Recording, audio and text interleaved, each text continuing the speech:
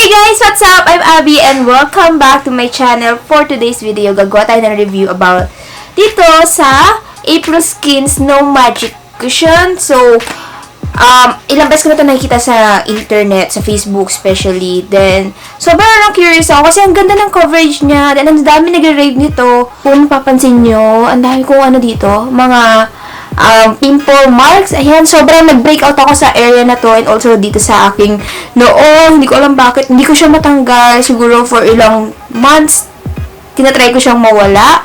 Pero, ayan, nandyan pa rin sila. So, hopefully, sana makover sila nito. And, ang taas sa expectation ko dito kasi nga, ang dami nag-rave nito. So, itong April Skin Snow Magic Cushion, nabili ko siya kay May Satsuki sa Shopee for 865 pesos. Sa ibang online shop, mahal sila. Ewan ko, maabot sila ng 1,000 plus. Pero, I highly recommend May Satsuki. And, binigyan din niya ako ng mga freebies like this mask and this headband. So, yun. I will put the link of her Shopee shop sa description box sa baba. And also, meron din siyang Facebook shop. So, maybe you could check it out. And, yun. So, ang shade na kinuha ko is itong number 23. Ito yung darkest shade. Meron siyang tatlong shade na available. Light beige, 21, 22, and 23. Yung 23, medyo pinkish yung undertone niya. So, I think perfect siya for those who have pink undertone. Yung mga foreigners, ganun. Ito kasi, it has yellow undertones. Yung mga Pinays, meron tayo mga yellow undertone. Kaya, ito yung pinili ko. So, ito yung darkest. And, it has SPF 50 PA+++. So, wow. Diba? I hope na sana wala siyang white cast. And, so, this is the packaging. Sobrang minimalist. Black lang. And the April Skin. Then, Solution from Nature. And yung Magic Snow Cushion. Then, dito sa likod, dito yung shade number. Then, yung SPF 23. Meron siyang malaking mirror dito. So, for touch up. Then, itong puff. Actually, malambot siya. Pero, halos same lang din siya ng puff dun sa Maybelline na CC Cushion. Kung nakita niyo yung review ko dun. So, halos same lang din sila. Pero, mas fluffier to. Sa loob, ito yung product. Nakalagay dito, remove the sticker for use. Close the compact tightly after use. So, yun. So, may sticker siya para alam nyo na bago yung product na nabili nyo. So, ayan siya. Oh. Then, nandoon sa loob ang product. Okay? Ngayon, i-apply natin siya sa aking face. So, ang skin type ko is combination to oily skin. Dati sinasabi ko sa inyo na I have dry skin to combination skin, diba? Pero simula na nagkaroon ako ng breakout, ayan, naging oily na siya. Siguro din sa diet ko kasi dati mahilig ako kumain ng parang healthy food, mga ganon. Then, uminom ako ng maraming tubig. Ngayon, na-addict ako sa peanut butter. Sarap niya. So, every time kumakain ako ng peanut butter, so, yun, mahilig ako sa nuts. Kaya, ang dami kong breakout, and yan.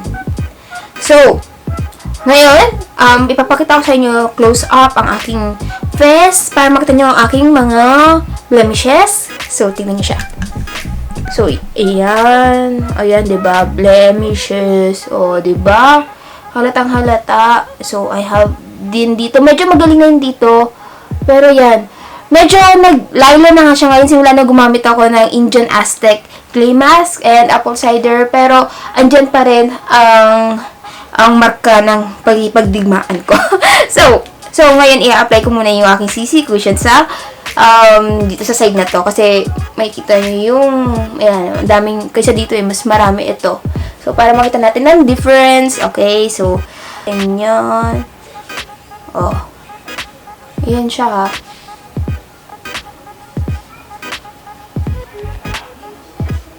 Ay, wow. Coverage. Amoy pabango. So, kung medyo sensitive kayo sa may mga scent na items or product na ilalagay sa face nyo, I think this is not for you. So, better keep that in mind. Pero, look at that. Wow.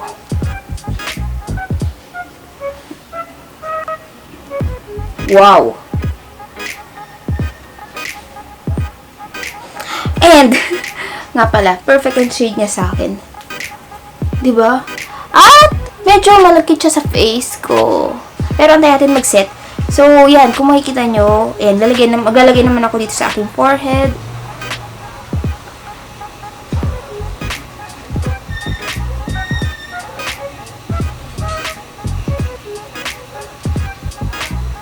At nga pala, wala ako nilalagay na concealer dito, ha? Okay. So, perfect siya sa aking skin tone. Hindi siya ganun ka puti. Sakto lang. As in, parang mag-bright lang yung skin ko, pero hindi siya ganun ka-bright. Unlike sa ibang mga natatry ko na foundation na parang sobrang white nila sa akin. This is not super white. So, kung makikita niya, na-cover niya yung aking mga pimple marks, pero makikita niyo pa rin sila. Nandyan pa rin sila. I like the finish kasi parang skin ko lang na medyo dewy-dewy, pero hindi siya ganun ka-dewy. Ayun. Actually, dati fan ako ng dewy skin, pero nagmumukha kasi akong haggard pagdating ng hapon. So, mas ginusto ko na yung matte ngayon. Pero, this one, sana hindi ako magmukhang haggard. And, yeah. Ayusin ko lang siya. Pero, so far, I like the coverage. Isa pang layer. Try natin, ha? Ipapak ko lang to. Pinagpapawisan ako ngayon, actually. Kasi wala akong aircon. Pag binuksan ko kasi yung aircon ko, lalong mas maingay. Kaya, wala mo na ako aircon. Okay. Oh.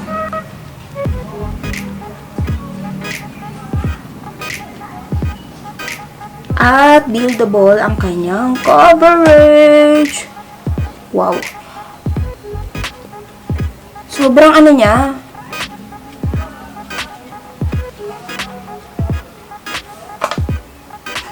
Parang ako walang nilalagay sa face ko, actually. Parang wala akong nilalagay sa face ko.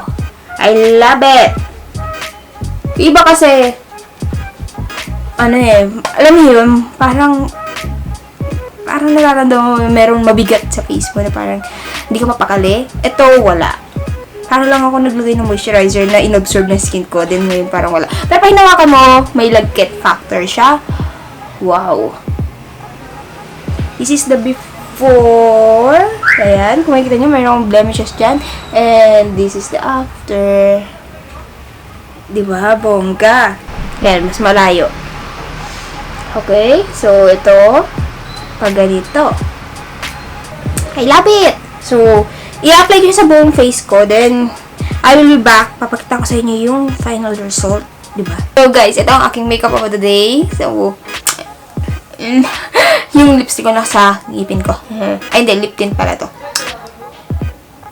So, yun. Ito ang aking makeup of the day. So, aking kilay ay syempre, from talaga, diba? Make brow detail. Ito yung ginamit ko na shade. Then, sinet ko siya ng Kate Kanibo na eyebrow gel. Ito yung ginamit ko. Tapos, ang aking eyeliner is from K Palette. And, ang aking lip tint is KJM lip tint. Then, ang aking mascara ay from Clinique. Pero, hindi ko na siya makita ito. Travel size lang. Clinique. Yung lip tint na to talaga, nagkakaroon ng stain yung aking ngipin. Oh. So, ayan po ang aking makeup of the day. Kung if ever na curious kayo. Pero ilalagay ko pa rin sila sa description box para for future reference. So, actually, iniisip ko kung isa-set ko ba itong nilagay ko sa face ko gamit ang powder o hayaan ko na lang siya na ganito. Kaya ako naisip na gusto ko siyang is-set ng powder kasi medyo malagkit siya. So, kapag hindi mo siya sinet ng powder, malamang huhula siya agad kasi malagkit siya. Isa-set ko na lang muna yung face ko with a translucent powder. Then, para mawala lang yung kanyang pagkalagkit. Dito lang naman sa T-zone ko kasi yun yung pinaka-oily. Ayan. As you can see, nung sinet ko siya, nawala ang kanyang glow. Oh. So, actually, itong powder na to, wala naman talaga siyang oil control. Pero, ginagawa ko lang yan para mawala yung lagkit ng face ko. Kasi, magluluto ako. Anniversary kasi ng kapatid ko at ng, anniversary kasi ng kapatid ko at ng boyfriend niya ngayon. So, lulutuan ko sila ng carbonara, pero hindi sa akin ingredients lulutuan ko lang sila kasi request nila yun. So, ayun. Ayoko naman na parang sobrang lagkit ng face ko. Tapos, yung mantika, tatalsik-talsik pa sa akin, di ba? So, yan. So far, I love it. Ito lang talaga yung sabi ko na halos parang wala talaga ako nilagay sa face ko. Hindi ko na kailangan maglagay pa ng concealer. As you can see, hindi na ako naglagay ng concealer. Kaya, makikita nyo pa rin yung mga pimple marks. Para sa akin, maganda siya for everyday kasi nga, hindi ko na kailangan magdala pa ng concealer, ng mga kung ano-ano. Ito na lang. Then, compact siya. As in, madala siya ilagay sa makeup bag mo. Tapos, ayun na, and you're good to go. Then, the mirror, very handy rin yung mirror nila. And malaki siya. So, makikita mo rin yung face mo doon. And, yeah. So, the time now is 1:54 p.m. And I will be back. Siguro mga 4 hours para i-update kayo kung ano ang lagay ng foundation. And by that time, I know, tapos na ako magluto. And, syempre, wala naman aircon sa bahay namin. Actually, may aircon sa kwarto ko, pero ayoko siyang gamitin dahil mahal magbayad ng kuryente pag palagi ka naka-aircon. So, if you can relate, please thumbs up this video. And, yan, i-update ko ulit mamaya. Bye! So, hi guys, I'm back with another update. And the time now is 5:23 p.m. Ang mga ginawa ko ng mga nakarang oras ay nag-fry ako ng bacon.